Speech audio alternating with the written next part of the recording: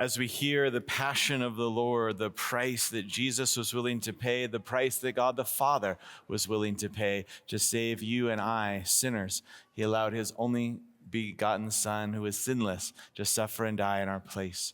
We hear that before that happened, he instituted the most holy Eucharist, promising us truly his body, blood, soul, and divinity in the Holy Eucharist.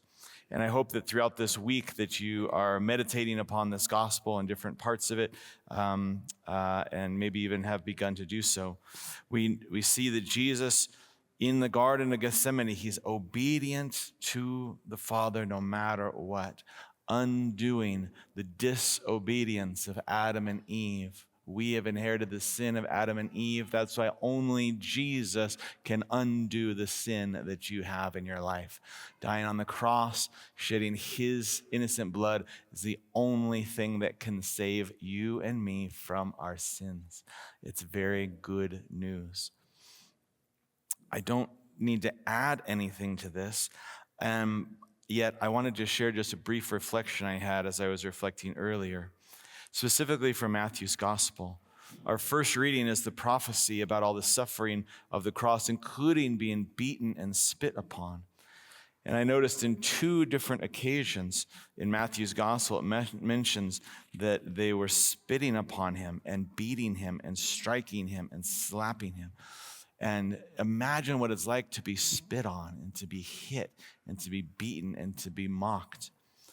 And yet this moment where these men, these soldiers are doing this, and then one of them says, "Prophesy for us, Christ. Who is it that struck you?" And so I picture they were there, and it must have been dark. It was at night, but then also maybe he was blindfolded or something, but this man is spitting on Jesus, mocking him, slapping him, and then he thinks that he's hidden.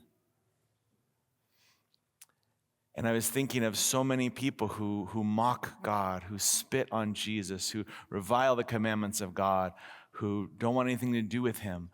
And then even us who are trying to follow him. And many times we spit on the Lord or reject him or his teachings or resist him in our walk. And we think we're hidden.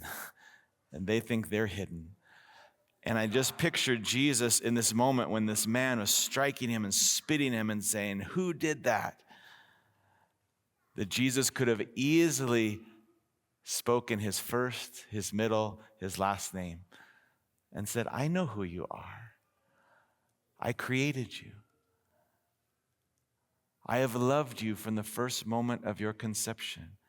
Before even your mother knew that you existed, I have loved you. I have been with you every moment of your life. I was with you in all of your childhood, the good moments and the difficulties. I have been with you in every moment of your adult life, the times you turned away, the times you were open to grace, and every moment I've been inviting you to love me, and I am doing this for you, that you may be forgiven." And I was picturing Jesus able to do that for the soldier and how he's able to do that for you and for me.